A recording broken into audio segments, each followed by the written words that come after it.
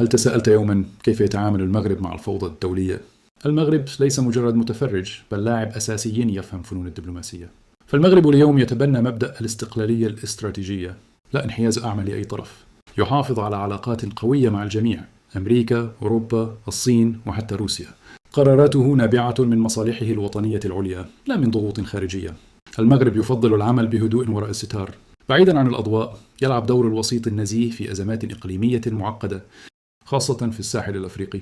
بفضل علاقاته العميقة ينجح في تقريب وجهات النظر وتحقيق السلام دون ضجيج إعلامي. إنه مصلح ذات البين الدولي.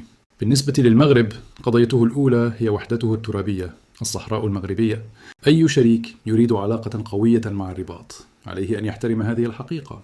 المغرب لا يقبل المساومة على سيادته، ويتعامل بحزم مع أي محاولة للضغط أو التشكيك في هذا الحق. هي مسألة وجود لا تفاوض. القوة الناعمة والأمن الإقليمي. المغرب ليس قويا فقط بجيشه، بل بقوته الناعمة أيضا.